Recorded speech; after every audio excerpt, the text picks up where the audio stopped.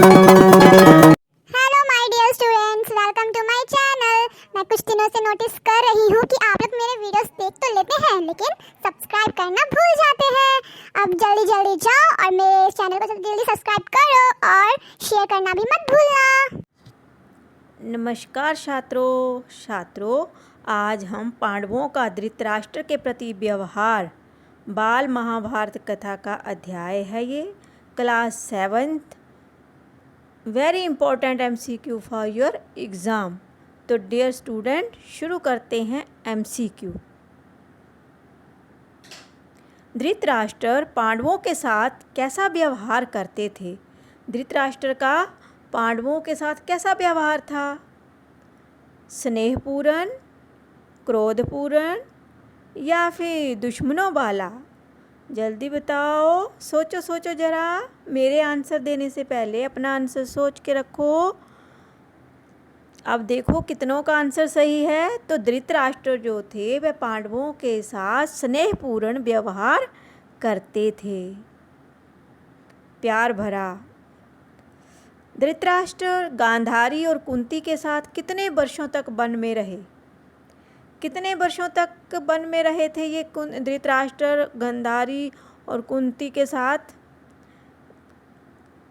2 वर्षों तक, 3 वर्षों तक या फिर 4 वर्षों तक?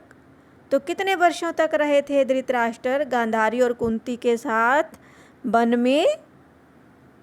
3 वर्षों तक।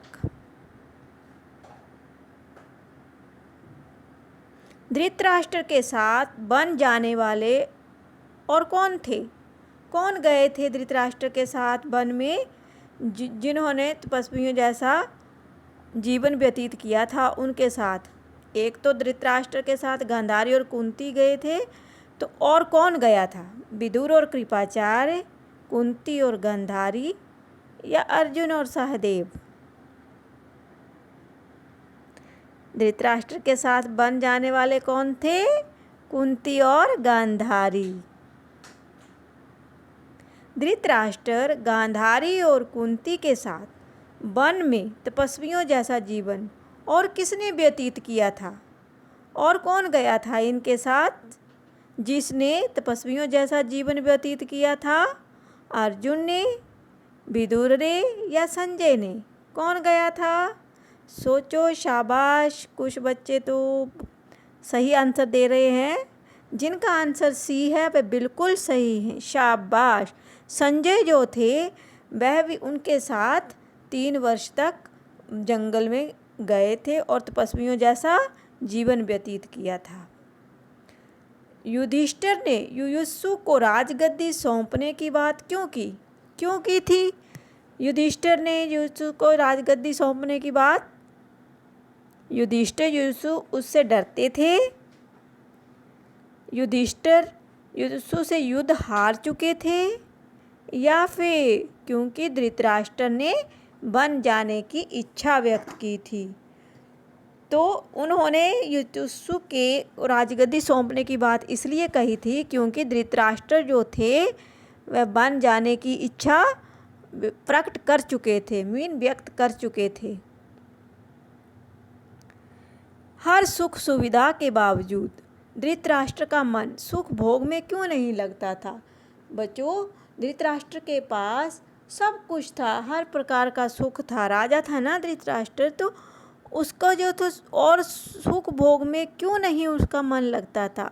वह बहुत वृद्ध हो जाने के कारण, भीमसेन की बातों के कारण, या फिर उपयुक्त दोनों बातें सही हैं? जल्दी बताओ कि क्यों नहीं उनका मन सुख भोग की वस्तुओं में लगता था? कुछ बच्चे बोल रहे हैं बहुत वृद्ध हो जाने के कारण नहीं लगता था, क्योंकि जवानी में ही लोग जो हैं ऐश करते हैं ना, तो भीमसेन की बातों के कारण नहीं लगता था। कुछ का आंसर ये भी है। तो बच्चों, ये दोनों बातें सही हैं कि इन दोनों बातों के कारण जो था धृतराष्ट्र का मन सुख भोग में नहीं लगता था। उपयुक्त दोनों बातें सही हैं। यह आंसर सी। धर्म के मर्म को कौन जानती थी? मर्म होता है दुख। धर्म के मर्म को कौन अच्छी तरह से जानती थी? गांधारी, कुंती या फिर अंबालिका? तो कौन अच्छी तरह से जानती थी धर्म की बातों को, उसके दुख को? कुंती जानती थी, कुछ कह रहे हैं कुंती। और कौन जानता था धर्म के मर्म को? अंबालिका?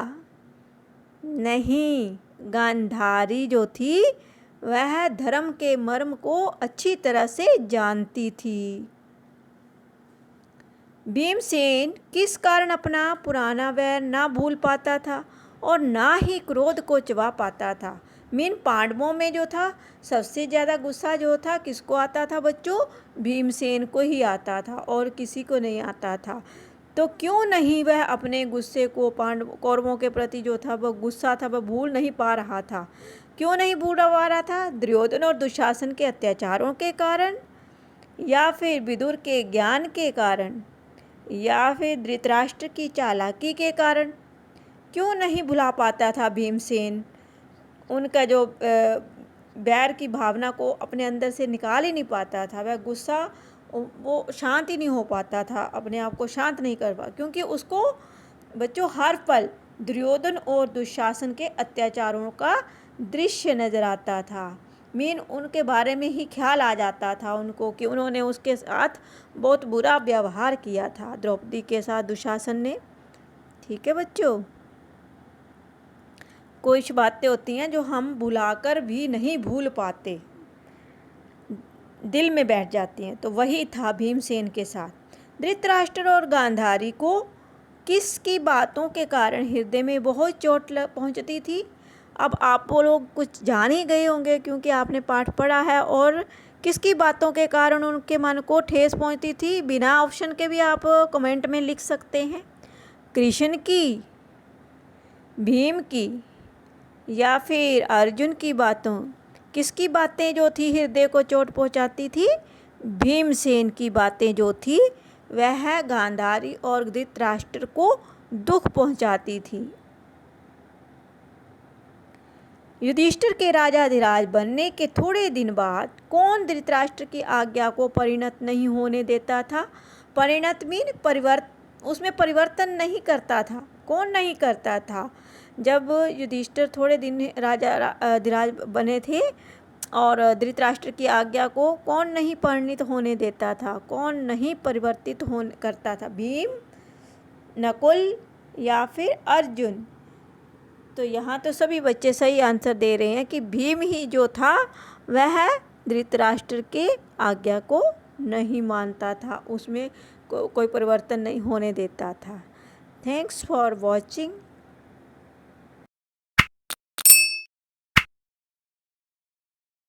मेरे प्यारे बच्चों, अगर आपको मेरा ये वीडियो अच्छा लगा then don't forget to like, share and subscribe to my channel and also press the bell icon for more updates.